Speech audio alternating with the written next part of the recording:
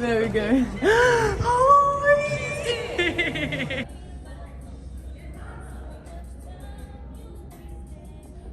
How exciting! Oh my god! Are you excited, Bella? Yes! And nervous all at the same time. Facebook. It's the search she's gonna be on, guys. Okay, I'm gonna attach the link. Thank you if you read it in advance. So cute. We have an incredible feature act. Bernadette has just launched a book, like an actual book. And she's got it for sale up at the back. And she'll be featuring later this evening, the second half of the evening. The Celtic Arab is both a teacher and a multi-platform content creator. She's also a writer, mainly of poetry, born in Australia to an Irish father and a Palestinian mother. Online, she creates content about varying topics such as advocacy for victims of child abuse, her Irish and Palestinian heritage, fashion, and her own poetry. Her overall goal with both content creation and writing is to be a part of the voice creating awareness and fostering change around the topic of child abuse and cultural diversity. And I just wanted to say as well, I think Berna has something like 500,000 followers, or even more, probably almost 1 million followers across TikTok and Instagram. And if I tell you, she is the most humble, nice, amazing, incredibly sweet people I have ever met. Like, if I was as popular as her online, I would be untouchable. No one could talk to me. No, I wouldn't even be here. This would be too low profile for me. I'm joking. Oh my God. But just to give you an idea of how incredibly beautiful and generous Berna is on and off screen, please make her feel very, very welcome.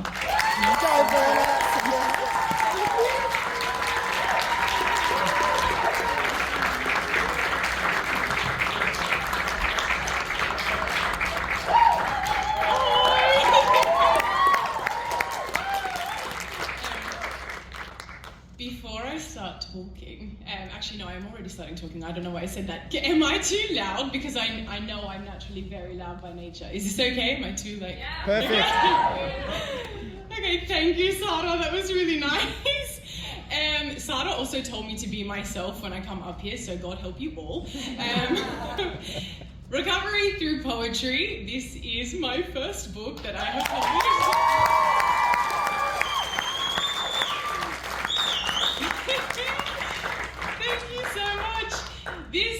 This book is about, unfortunately, child abuse, but fortunately about the lessons that I learned from that journey, and not just during, but also after, when I ran away from home, and the people and the places that helped me through it, and basically the message that I want to leave for anybody else who reads this and wants to seek some form of guidance from it. So this is my little tribute, my little ode, if you like, to the world of advocacy for victims of child abuse. So, thank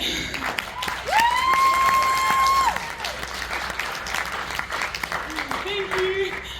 With that being said, in advance, there are a couple of poems that touch on things to do with abuse, be it sexual or physical, and even suicide at some point. So, trigger warning in advance, just a heads up. All right, poem number 1. I will be reading 5 poems for you guys. This book is divided into 3 parts: abuse, people and places, and then life. And it's self-explanatory from the title. They're about those sections. The first 2 are from abuse. The first poem is called Pretend, and it's basically about healing your inner child. I have talked enough, so I'll get to the poems now.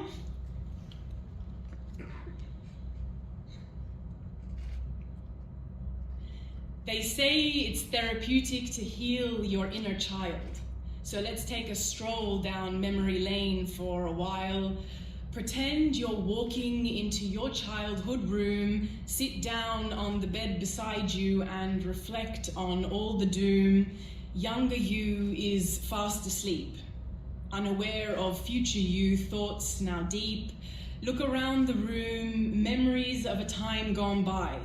and reflect on all the things you thought here every time you'd cry, feeling totally and always alone. Between these four walls you have grown, not in a home you deserved, but in the one that forced you to preserve as much of you as possible. For the day you do the impossible, now look back at younger you and say all the things you wish you knew. Say one day everything will be okay. It might not be right now, but you'll find your way. One day you'll run free, creating your own sanctuary. One day you'll be able to smile without having to worry for a while. One day you'll get out of this place and you'll use your story to try and grace time with lessons learnt, to tell the story of how you earned freedom, not just physically, but also through healing mentally. One day you'll be happy, walking around Westminster Abbey, standing in Poets' Corner, not realizing who's now in your corner, not realizing how much work you've put in to eventually become like your own twin, like the version of you always wanted. Inside those walls that felt utterly haunted. One day you won't be scared, you won't be feeling impaired, suffocating from a lack of fresh air. Polluted with all this selfish despair, you'll learn how to be happy without a mother and find comfort in the blessings of another. One day you'll wake up and I promise it won't be here. You'll wake up excited for each day without fear of all the beatings, yellings and screaming, of all the stealing of your innocence defeating. Remember when they'd say you're so mature for your age, without realizing you're just a child, and how they're ripping out a page from your book called Life, in the part where you're just a kid, where they rewrite their own version of how you should bid for mercy every day, as if it's normal to live this way. No, one day, little one, you'll walk out that door and run for the hills on the other side, where you can finally breathe, not hide the truth from the world, protecting them from the lies they hurled and horrible actions, stealing from you life's best interactions. One day you'll wake up and the nightmares will be done. You'll think about them now and then, but you won't be the one torn between keeping everyone happy as you wipe your tears in private. Because if anyone saw you'd be beaten just for trying to survive it, pretend you've told younger you what you wish you could have known. Blow a kiss goodbye and make peace with everything you had to own. Stand up, walk out that door, and leave behind everything you once heavily bore. As you close behind the entrance to your past, remember how long you fought to now be free at last. Realize how much you were letting the past hold you back, and walk forward hand on heart, knowing you're on track to make younger you happy, grateful for the change, to be everything you ever wanted, free from those chains. It's okay to remember the pain sometimes, as long as it's not stealing from you even more times, where you could be so much happier living your best life, where you could be helping others getting out of strife, where you give younger you everything you ever deserved, healing your inner child and being the adult that you've earned. Pretend you're whoever it was you needed but never had growing up, and realize you're now your own hero, just instead as a grown-up.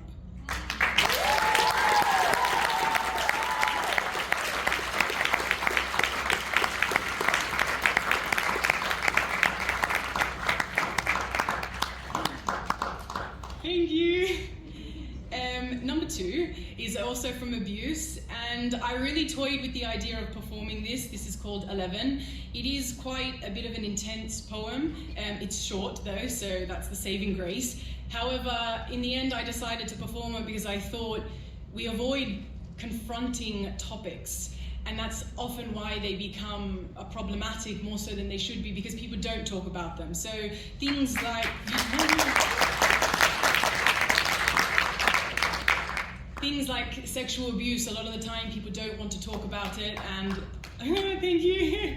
And I feel like it's something that if you're comfortable, if you're okay with being vulnerable for the moment, it's a great thing to do. So, with that being said, this is 11.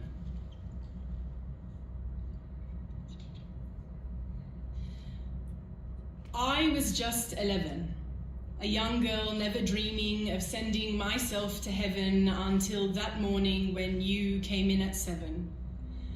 Confused, full of lies, I could only wonder why a grown man would jump inside and say to me, let's try, because who knows what could happen if you start to pry. Reflect on the pain you bore me as you laid there and mentally tore me, ready to be the creation of what just might contort me. A moment in time of which I will never forget your crime, where you used and abused until you no longer did whine, took my clothes off and told me it's okay, confused without a real father. All I could do was pray and hope that one day you would no longer want to play. Treating me like your own unloved toy, as if I were your doll that need not deploy into a normal life without all of my joy. Fast forward to year 9, and suddenly heaven seems so fine because your crime has now become my untold wine. But my faith keeps me here. With eyes drowning in tears, I'd do it if it weren't for the overwhelming fear. I'm no longer 11 though, and now years have passed. But lo and behold, it has still yet to be your last, because each morning with you brings another new pass. You smile at me as if I'm your wife, meanwhile you're ruining my entire life. When will you learn that you were the source behind my knife? Oh, that's right, when I'm 22, and not because you're finally through, but because I ran away and now I'm nowhere for you to do.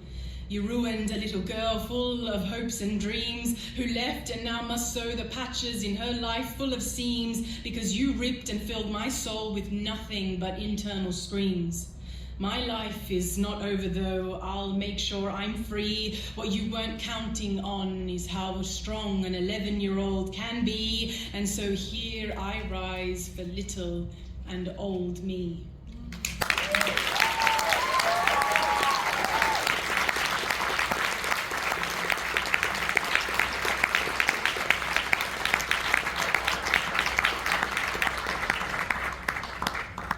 If I could tell you 11-year-old me what just happened, that would be very homecoming. Poem number 3 is from part 2, so People and Places, and this is a little bit different to the first 2 in that it's kind of an ode to people that come from migrant families. So it's called The Second Generation. I'm too second generation to feel like a local, yet too local to feel like a second generation, as if dichotomy personified inside my mind of pride. I speak the language of a culture I don't feel connected to, yet don't speak the language of a culture I feel connected to.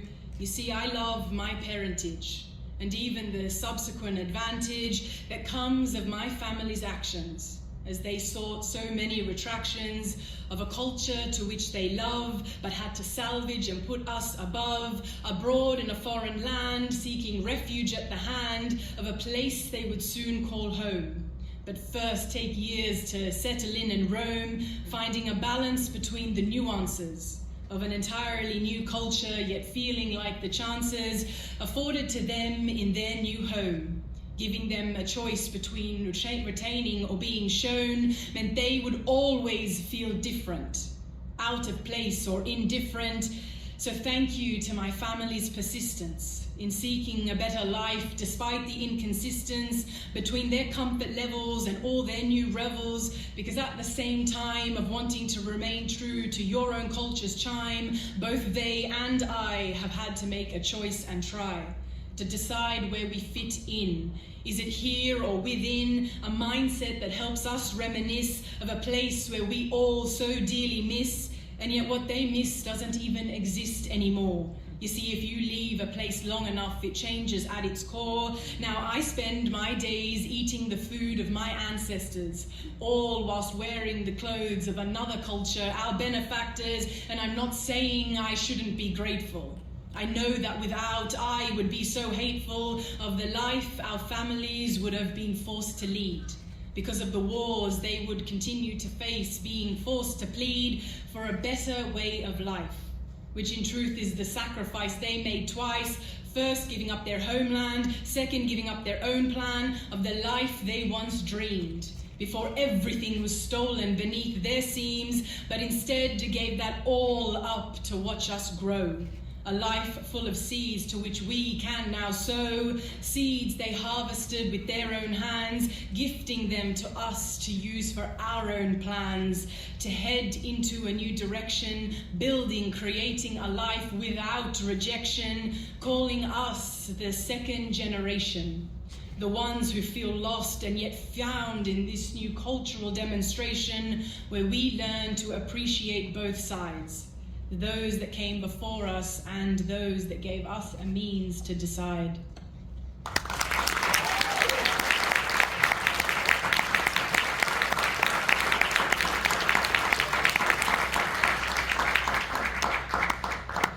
Thank you. Still from the part 2, same section. This is another ode, if you like, for eldest daughters. Is anyone here an eldest daughter? I promise I tried to make this more of a light-hearted poem, but anyone here who writes poetry will probably relate. I really can't not be a depressing poet. So it kind of eventually went a little bit mellow as well. However, this is called The Eldest Daughter. To be the eldest daughter can sometimes feel like slaughter. Your youth often sacrificed, accelerating into your adulthood, and once grown, we try to then recover our childhood. After spending years feeling like we were some other kind of stand-in substitute mother, then they wonder why so many of us don't want kids. Because we already raised ones that weren't ours to begin with, but maybe some of us do. The lucky few, those that don't feel like their time is owing due, to be repaid because their youth was stolen, while they spent their prime years on hands and knees swollen for all that extra load, carrying around on your own, and I know not all parents mean it. In fact, there are those that need it, and perhaps my experience has made me biased to my interpretation of an eldest daughter's riots, but this is my little plea for all parents with an eldest daughter. She needs you to take care of her, because whilst she's your first learning curve, there isn't a spare of her to take her place when you're older and grey, when waiting for her to take care of you while you sit there and pray, giving thanks for the daughter that looks after you. Now that she's returned to take care of you, care, it's part of the job description. The only trouble is we start too early in our position, and the retirement age, it doesn't compensate. Instead, you just have to work and then wait for your turn, if you can call it that, to reassess the life you're looking at before it goes past the point of no return, like the phantom that means you never have your turn.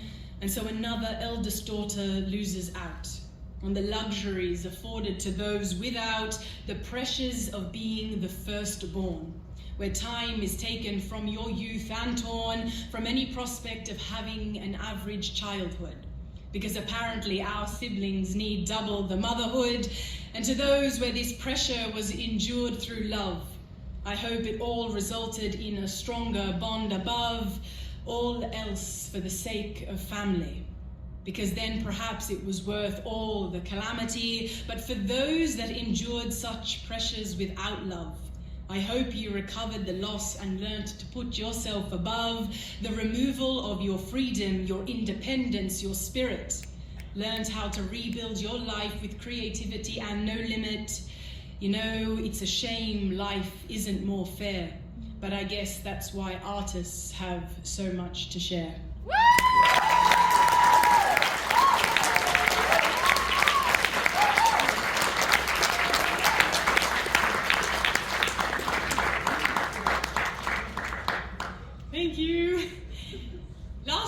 which is from part 3. And part 3 is really important to me in terms of this whole book, because it's the part where, after all the sadness and all the drama, you get to the part where, although still sad, sorry, I'm not really a happy writer, but it does get to, if you like, the silver linings, where, from what I've experienced, I feel can be the small message of hope, even if it is small. So, the last poem for tonight is called Victor. It's probably one of my favorites because it's about basically turning your victimhood into your victorhood.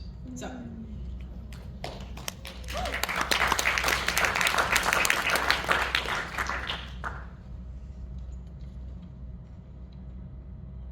Talking about your story doesn't make you a victim. In fact, spreading awareness is what helps create a system where people don't have to sit and be silent, as if talking about a wrong is some sort of indictment, as if sitting in silence makes you the better person all along, whilst talking about what happened apparently puts you in the wrong. But I beg to differ, because silence is conducive to something much stiffer, an environment of stillness. A lack of progression, illness. Isn't that why we're all talking about mental health now? Because we finally learned a little late about the power of speech now? You see, validating our feelings is what I call self-healing. So stop fostering a culture that encourages believing that standing up for yourself makes your intentions deceiving. Because if only we knew the amount of people we could have saved if it weren't for this culture of silencing the pleas of those enslaved, told, you've made your bed, now lie in it. Even if someone makes them die in it, because God forbid someone's story should be heard at the expense of damaging a family's reputation in turn. So instead, we sentence these people to a life of cries unheard. Because apparently that's better than to protect those who hurt. That way no one has to worry about the shame that might bring.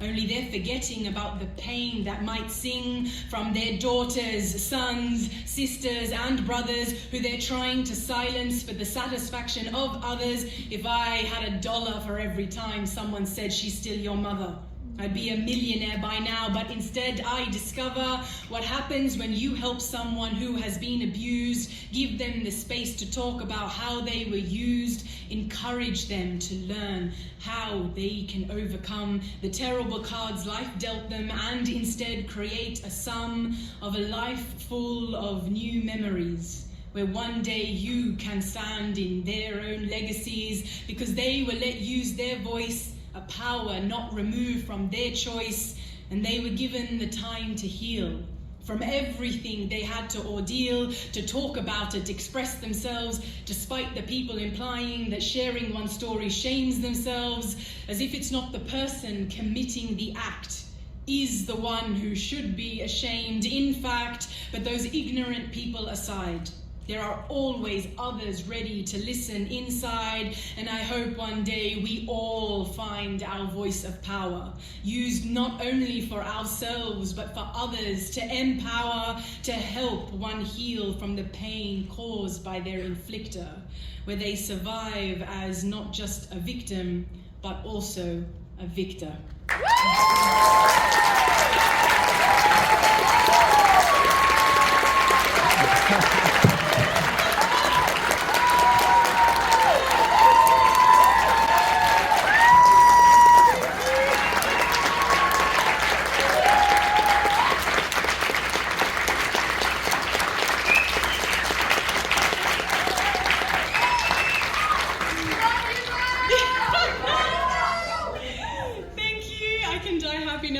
Got a standing ovation. That was that. That was really cool. I just want to end by saying that actually my partner, shout out to Musa, thank you, because he actually did the whole inside layout for my book, so I couldn't have actually published this without him, so thank you. But he reminded me, why I mentioned this, that it was actually only 9 months ago, the first time I ever came to BPS and I performed Palestine. So that's all happened so fast. So on that note, Thank you, Sarah, Bilal, Yaz, and BPS. You guys do a lot for the writing community, the poetry community specifically, and we really need you guys, so we really appreciate it.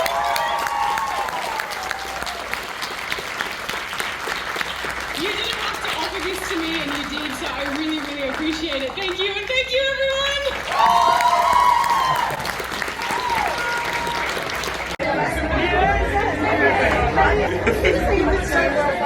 Were you guys at Yeah.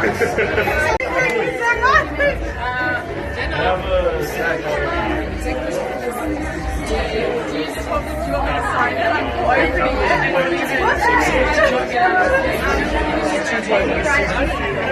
yeah, what's your name?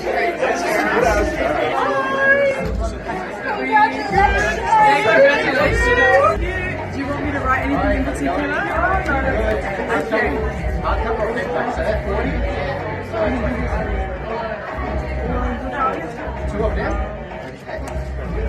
Thank you so much, Joey. Thank you. Oh, thank you so much. Do you want me to write anything in particular? I will get fired from this job position. I will get fired. It's alright, I can just say like enjoy. Yeah. I can't do it. Please, No, please, I'll do it. I will get fired. You can't fire me. My job is on the line here. And then in yours, I'll just write myself. Thank you. But she was literally, when I bought my first book at BPS, she was the first person to come up to me and she's like, inshallah, you'll turn next. And she's like, I can't wait for you. And now this is so trippy. Thank you. Congratulations, baby. Hey. Thank you. Thank you. Oh. Go.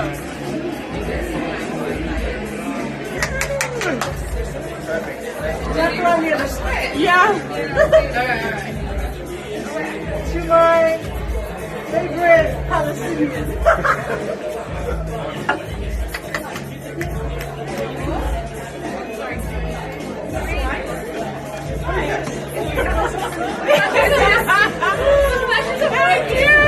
Thank you very much.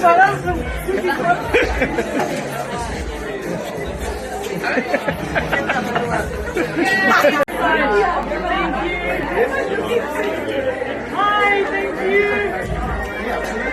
Do you want me to write anything in particular?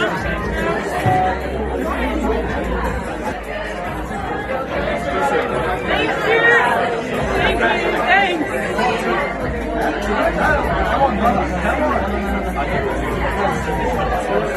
Oh, beautiful. Do you like it? Oh, beautiful. Thank you so much. Nice to meet you. Yeah, for sure. Thank you. I'll see you at the next one. Bye. Yeah. Oh, beautiful. Oh, I'm going to post on YouTube. Yeah. Thank you so much. My writing is shocking because I'm actually so nervous. No, that's awesome. Thank you so much. Thank you. Bye. You're really good. Thank you. Oh my God. Thank you. I love you. I'm going to give you a flower for myself. Okay. This monkey don't talk. I love it. It really stood out for me. Much better story. Yeah. Oh, thank you so much. Thank you, double. Oh my gosh. Thank you. Okay. Alright. How's it going? I'm actually so nervous. I'm shaking while I'm writing. Oh my god! Thank you. Oh my god. Speaking of your You don't know what you're talking really about. well. Nice story that John's on. No. Oh, why are you Oh my god. Thank you so much.